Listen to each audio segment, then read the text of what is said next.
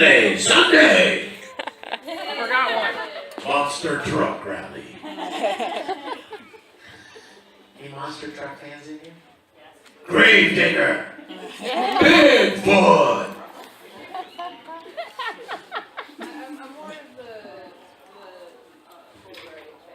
Bull riding. Okay. What's another monster truck name? Those are the two big ones I know, is Bigfoot and Gravedigger. Are they even still around? Yep. What? Wrong Way Rick? That's a truck? That's a truck. Wrong way, Rick. Sunday. How is everybody? It's a little chilly. Is it chilly in here? Yeah. This is the day that I wish I was wearing my Pikachu cosplay. Yeah. You know what I mean? One of those bodysuits that's all fur. It's so funny when somebody wears one and they're like burning up, you know? So this would be the perfect day to be wearing one. Oh yeah, definitely. You know? How's everybody doing today? Fabulous. Good. I'm so glad you guys are here. I almost wouldn't use this because you can hear me. Yeah. What? Projection. Oh, project. Or you can use the microphone and talk quieter. How many of you just here today? Some of you just here today? Winry? Yes? Welcome. Winry! He's right there. Did you guys see the car? Did you guys see the car out there? What? Is it gone? They're gone, aren't they? What? I shouldn't say anything because now it's too late. Whoa. Winry and I saw it. Some guy customized his car to Full Metal. Oh my All God. the way around it, all kinds of murals of the different characters. Wow. And he even had like cool little spikes coming out of the tires, like the spikes on Al's Wow. armor. And like even inside, his steering wheel and the dashboard, it looked all like steampunky. That's With like cogwheels and the Full Metal symbol. It was so cool. wow. Oh my gosh, it was great. Yes. In fact, if you didn't see it, you want to see it, come by my autograph table after this and I'll show you the pictures for the video. I'll be there. I did shoot it. Yes. Yeah. It's awesome. We have about a half an hour, so I just want to chat with you guys about anything you'd like to talk about. So if you've got a question, you're second. You're first. Yeah. Okay, so this might involve a story, but how was the snowball fight? It was short-lived, but it was fun. Call him short. We had a Reasonable Ranger fan club dinner last night at an Italian place, and Fenici? Fabio's? Fenici. Eh. Right on. It was a good. But we were coming out of the restaurant after, and someone who shall not be identified hit me with a spherical object made of snow. It's Team Rocket again. Yes. So then we kind of had a couple of volleys back and forth, exchanged a couple of shots, and before we finished, but it was wonderful. I love snowball fights. Oh, it was great. Yes, my dear. So, out of all the characters that you voiced, who did you have the most fun voicing? The most fun? Yeah. The most fun is on her shirt right here. This one? Yes. Woo! Oh, yeah. Woo! Yeah. Tamaki. I love him so much. Yes. I mentioned this yesterday, but the reason why I loved him so much was because I knew about Oron before I ever recorded it. Most shows you kind of learn about as you go. When you do a lot over the years, they kind of, you don't really know much until you get into the session, and then if it's not something that you like have a personal interest in, you may never like go to the internet and read about it and look into it. So you just learn as you go. But with Oron, Caitlin Glass had told me about the show before it was even licensed to be dubbed. And she told me that there was this one character that I should watch because it reminded her of me.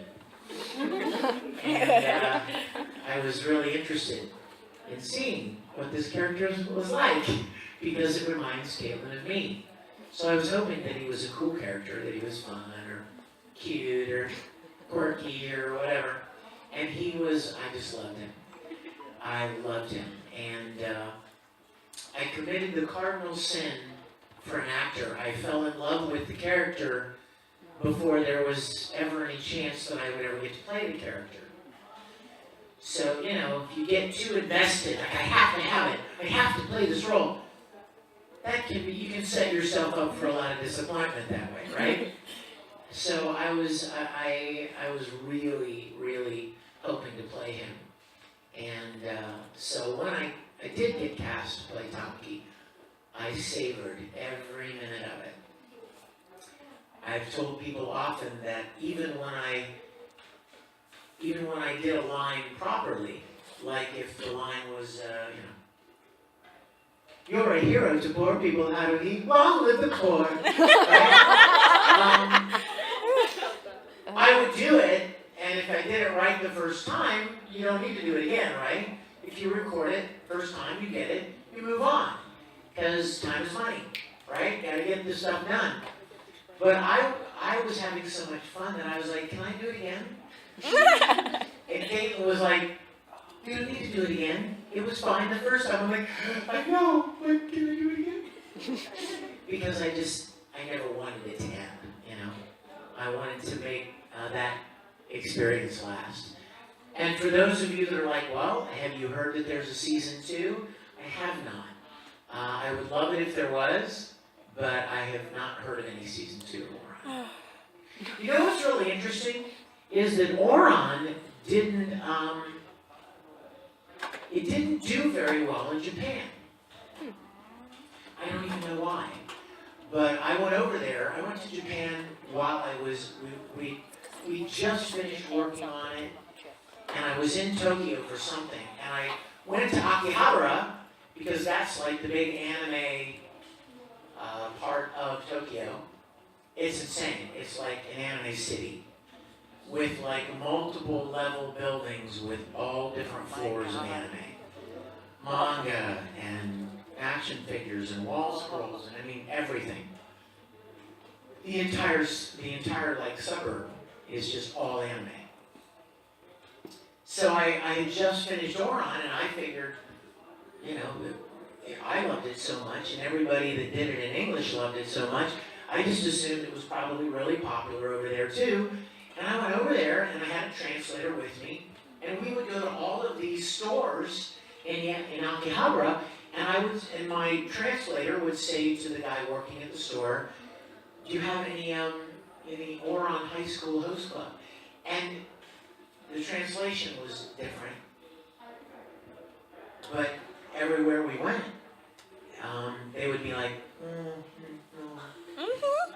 really? So yeah, I would love there to be more Oron. I would love it. Question? Yes. It's not so much as a question, but I just wanted to be sentimental for a minute, if you didn't mind. No, I would love that. Okay, so story time, everyone. Hi, how are you doing? I'm Jasmine. Jasmine, everybody. Yeah. So when I was like younger, I was homeschooled for 12 years straight. And when I was like around like 14, I was going through a weird battle with like depression and anxiety and stuff like that. And when I first discovered anime, like it was still not necessarily a norm, especially for, you know, that weird black girl to be watching that type of thing. Because, you know, anime wasn't necessarily a big thing at that point. So I got bullied behind that and other things. And at a point, I wanted to attempt, and I did not. One thing in particular that kind of kept me grounded was that, and I remember specifically watching Full Metal Alchemist Brotherhood, this scene where he met Rose, the ending scene, and he was just basically like, you have two good legs, keep moving. And that ever since then has kind of given me the confidence, and being that I heard that in your voice kind of had me like drawn to you. So after I've seen that, I went on Wikipedia like, what else is this man in? What else is he in? And then immediately after that, I saw Oran High School Host Club, and I was just like, this guy's phenomenal. So like being that, so like I tell people all the time, like especially with all the mess that's happening right now, I want you to know that I am in full support, 1,000%. And and I also wanted to say that like, I mean, now I'm more like, I cosplay, I'm more of the confident woman that you see before you, but you have had at least 50% to do with that. So I am very honored. If you gotten an email recently from someone named Jasmine, that's me.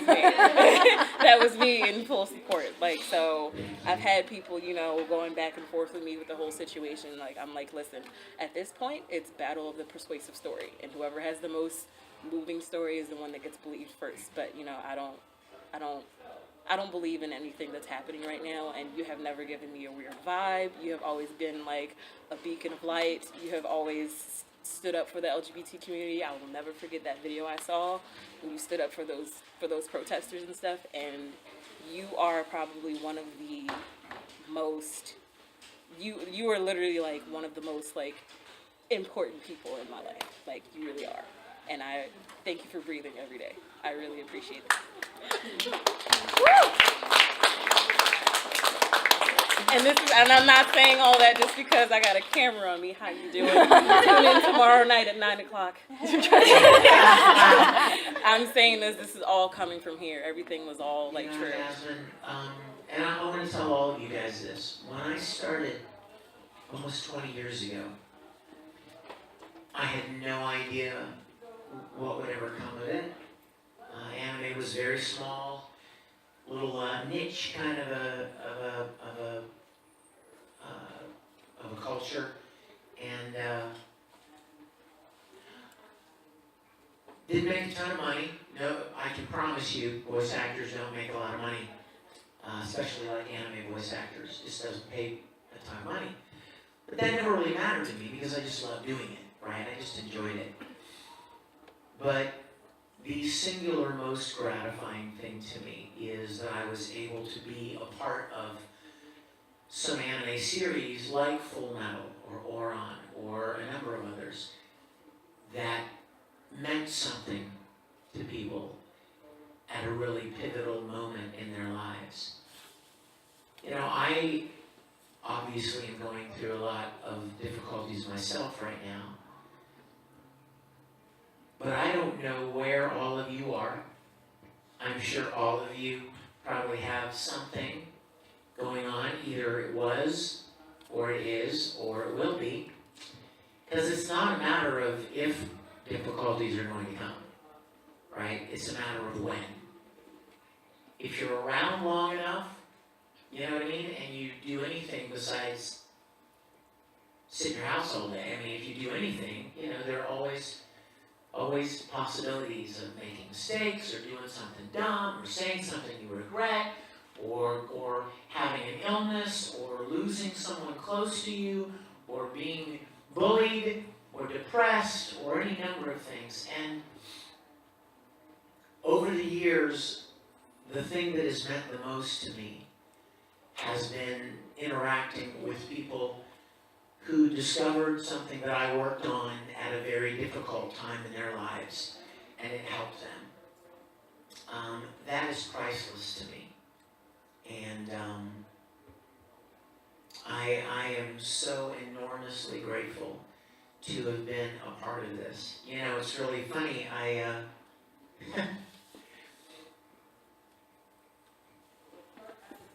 The stuff that's been going on started around, 4 or 5 weeks ago. But I have often said, it's out there, like in videos, like this. I have often said in a Q&A session just like this, if it all ended tomorrow, I have been more blessed than I ever deserved.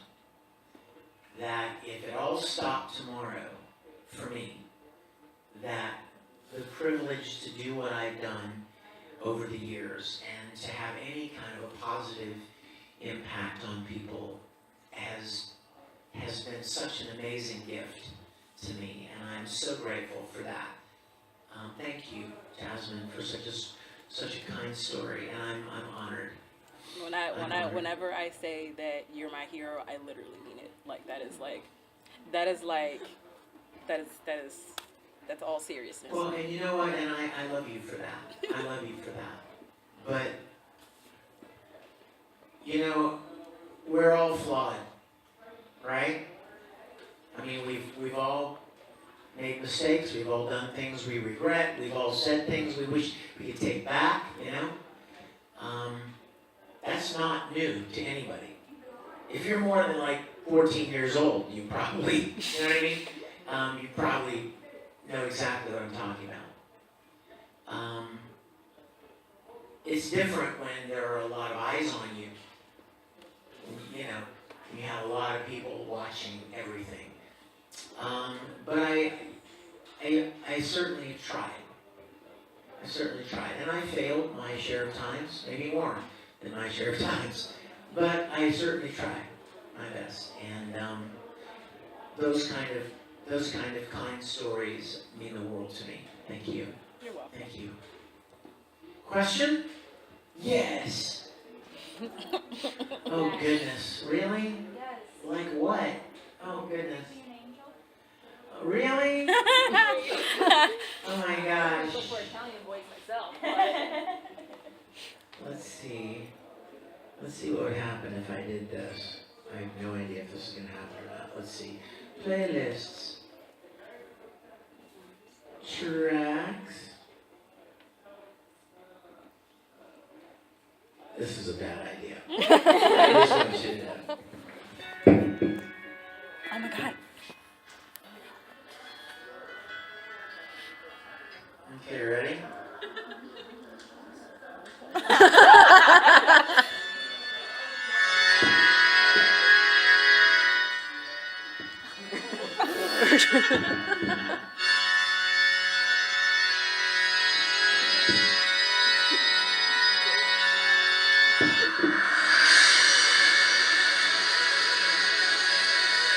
This is the dance version.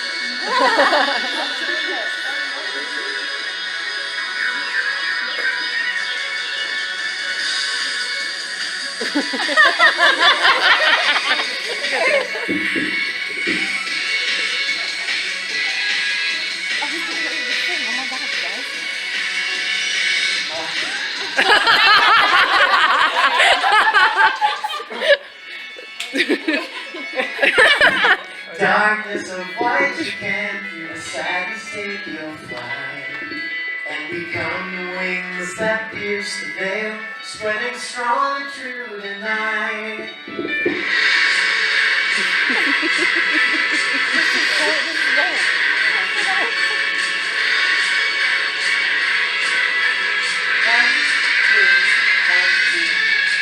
Brought into the light at last by the cold exposing sun. She becomes the chosen one. I thought you were gonna sing with me. You ran your left sleep, so threw away the mask that hides the deeper need. Breaking the dark of night, piercing through the faded light.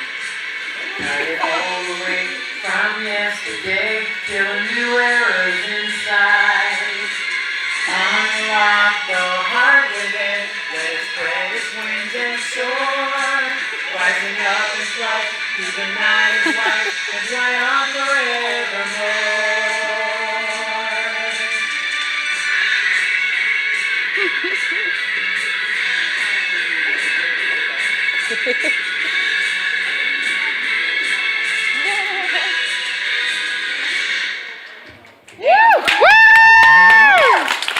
That probably it didn't go as well. Uh-oh.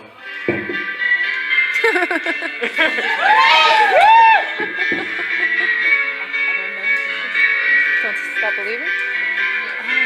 Just a small town girl. Oh my gosh. Living in a lonely world. I can't do Took the midnight train going anywhere.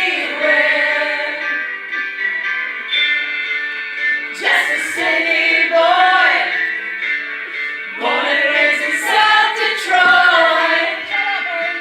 She took the midnight train going anywhere. Okay, we're done with that one. Now sing we are. What? So that that has been a dream. Once I get my voice together in like 2 years, I would love to sing the One Piece opening "We Are" with you. That would be great. That would be great.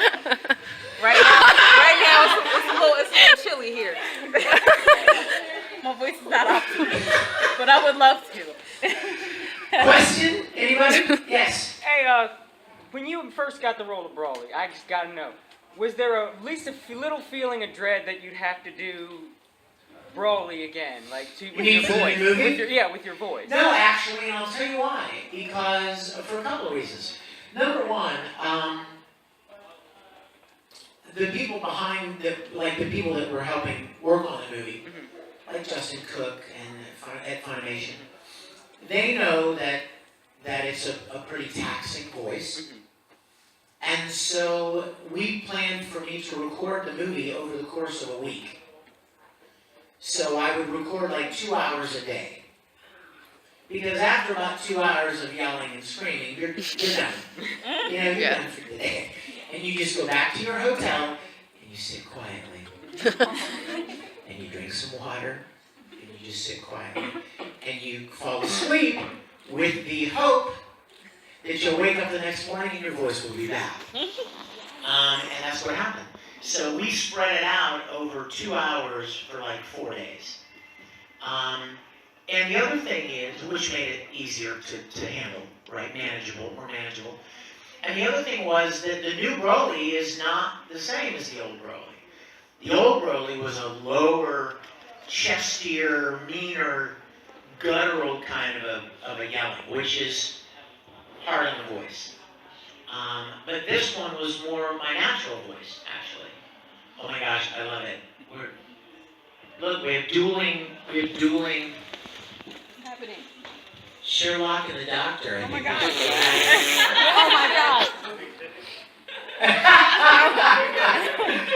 Anyway, Best doctor ever. I love it. So yeah, it wasn't the lower, darker, heavier Broly from years ago, which made it easier. And, I was just gonna say,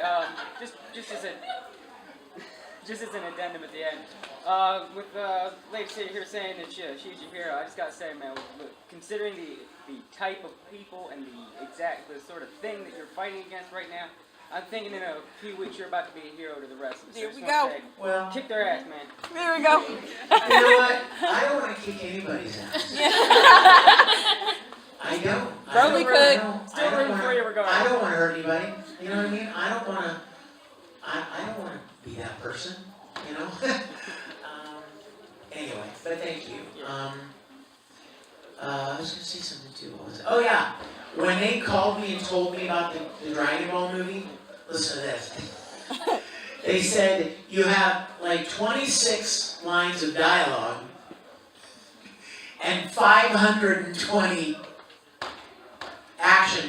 reaction sounds, which are all the yelling and screaming and punching and getting punched and breaking through the mountains. So 26 actual speaking lines and over 500 fighting sounds. Wow. So we knocked all of the talking out first and then spent the other 3.5 days yelling. Question? 2 minutes? Wow. That's a short panel. Yes? I got a good one. Have you actually officially retired any particular voices because they were just too hard to do or whatever? No, and I mean, when people are like, oh, I'll bet you hate doing Broly. Well, I mean, I love Broly. My voice is not as resilient as some others are. You know, there are some people out there that can yell and scream all day long.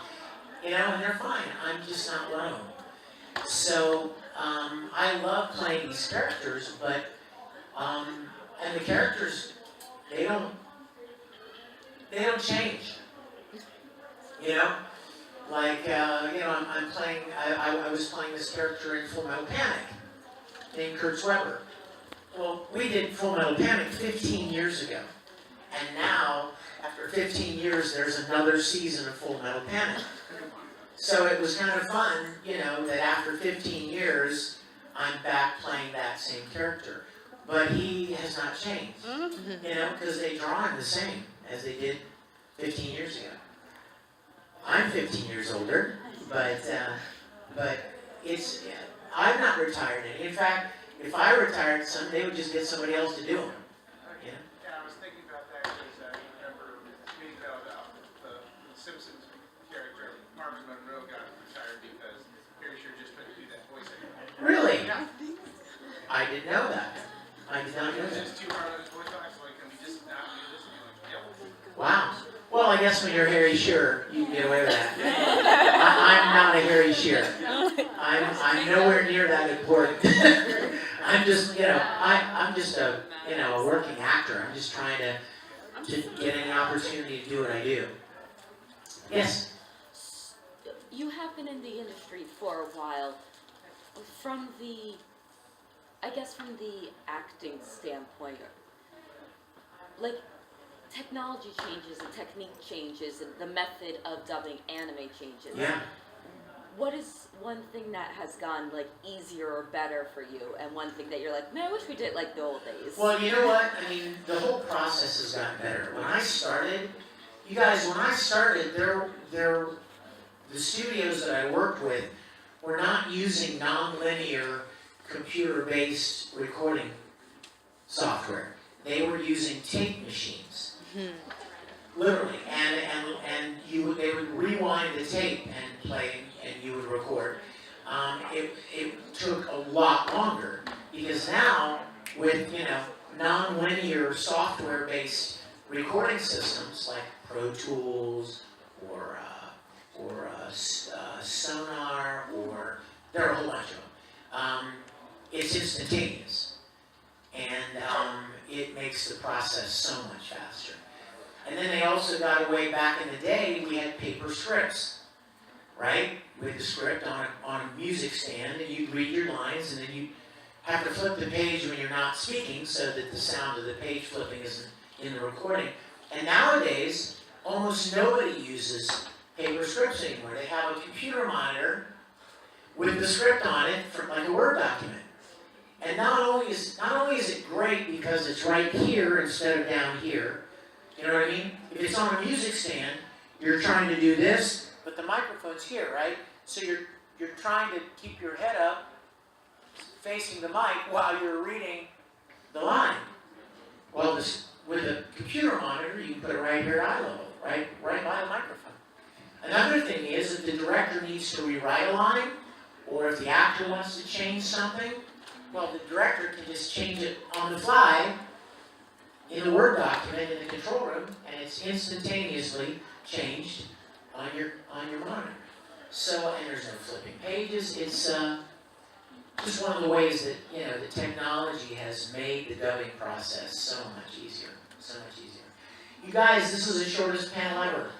I'm already out of time, but I'm going to be heading back to the table. I've still got some music CDs left. If you'd like to have some great music for the drive home, and then I've got my live concert DVD that's got the Full Metal live action parody on it. So I know you'll enjoy that. Thank you guys for being here. I know they just added this as the last minute, but I love any opportunity to talk with you guys and interact with you. So thanks for coming. I'll just see you at the autograph table. Thank you guys.